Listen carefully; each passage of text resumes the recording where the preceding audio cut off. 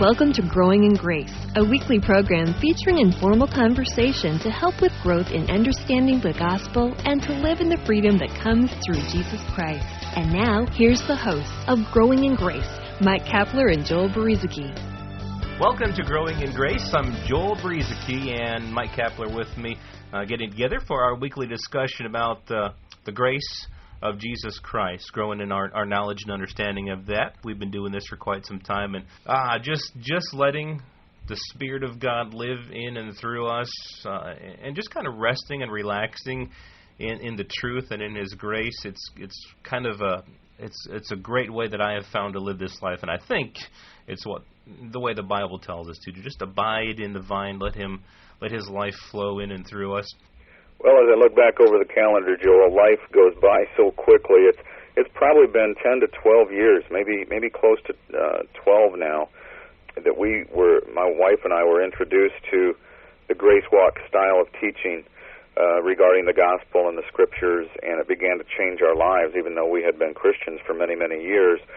And, you know, I still learn something new every now and then, probably on a weekly basis, something that just sort of makes me scratch my head and say, I've heard this before, I knew about it, I had a little bit of knowledge of understanding, but all of a sudden then it becomes alive, and you say, man, why didn't I see this before? I know about the grace of God, I know about us being righteous in Him, and I understand about this grace walk thing, but every now and then something just clicks where you say, oh, now I see something that I didn't see before, and that's the beauty of the gospel in general. There's never a time where you stop learning. And the beauty too of living in grace, when you do have those aha moments, those realizations. At least the difference in my life between the way it used to be was when I was living under more of a legalistic thing, and I had more of a legalistic revelation, it brought me under condemnation. It obviously wasn't a revelation from the Spirit. It was just a revelation that I had received from my own misunderstanding of the gospel. And that would lead me deeper and deeper into self-condemnation and into wondering if I really had enough faith and if I was living this Christian life good enough. But when you're living in grace, and when you're looking at the Bible and when you're looking at life with these eyes of grace, and you have some revelations that truly come from the Spirit, it's not condemnation that you feel.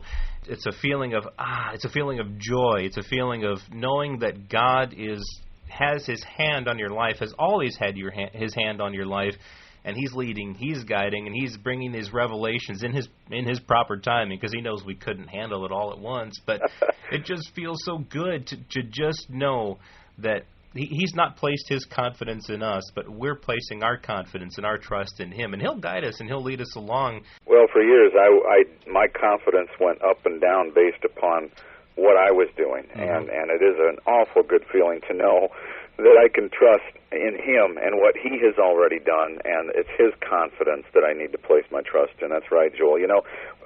Some friends of mine who haven't really come into a better understanding of grace, they're still sort of shackled with the bondage of religion and legalism, at least to a certain degree. Good people, good Christian folks and everything, but I got some friends out there who just haven't really got it yet.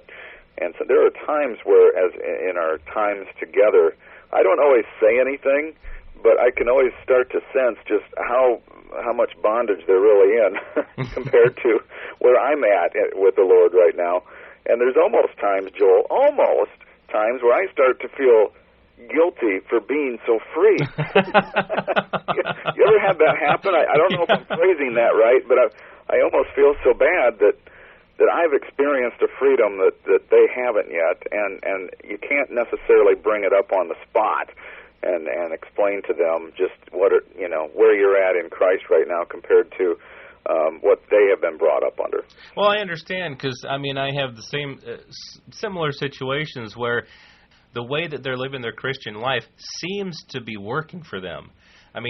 They're living by these rules. They're living by certain principles rather than by the life of Christ. And it's it disguises itself as the life of Christ, where really it's legalism, but it seems to be working for them. But then every once in a while you see that thing in their life where it's like, yeah, but you see that guilt, you see that condemnation in their life, and you're like, I've got something for you. I've got something that will set you free. You might think you're living in the freedom of Christ, but I got something for you. I got something to tell you. We're no longer needing to try to live our lives for God, but that He's living His life through us. You can just let go. You can relax, but yeah, you do kind of feel that guilt that you're talking about. Like, I shouldn't be this free. I shouldn't be this free. But yet God has given us that freedom as a gift. Well, and part of it for me might be, Joel, that even though I may not say anything, if they knew what I was thinking, or if they knew what I did compared to what they were doing in a certain circumstance, I know that they would look at me and say, "Wow, how can you be like that?" Mm-hmm. Which is what Paul went through, and we've talked about this before. That when I was a young Christian, I always thought of persecution as coming from unbelievers, but most of what Paul went through with his persecution was from the religious folks. As sort of an example of that, something I was thinking about earlier was kind of early on in my Christian life, I thought that I needed to be on fire for God. You hear this term even today, I'm on fire for God. You hear someone who's talking about being on fire or being radical for God. And I lived my life trying to find this fire, trying to get myself on fire for God, trying to get this passion for God. And it was all my own efforts is really what it meant to be. And now I hear people talking about that. We went to this youth rally, and all these kids were on fire for God. And I'm thinking, I know, I've been there, I've done that. It doesn't last. But I don't say that because I know that they don't understand what I'm saying, because what I'm saying is that fire that you sometimes see when you get a speaker that just kind of pumps you up with all this legalistic stuff, and then you feel good about yourself. You think, yeah, I'm going to go live my life on fire for God. I've been there and done that, and where it doesn't last, and you wonder, where did I go wrong? The problem was I had my hope set in the wrong place in the first place. My hope was set on how I could live this life on fire for God. When I finally came to realize that I can just let go, in fact, I died. The new life that I live, it's God joining Himself with my life. I'm not trying to be on fire for Him. I'm trying to let go and let Him just live His life through me. It might express itself in very, very passionate ways sometimes. That might look like I'm on fire for God, but it might also express itself in some very humble and quiet ways, and people might wonder, come on, where's the passion? But really, it's God's living His life through me, and this is the way it is. This is the way He's doing it. So I'm no longer trying to make myself to be on fire for God, and some people don't understand that, I guess. Well, you're right, and it is hard to explain those sorts of things to people who have been brought up under a little bit more of a legalistic mindset, but we've all done it. I over and over. I've heard it from other people. I've probably said it maybe dozens or hundreds of times myself, that I started living my life for God.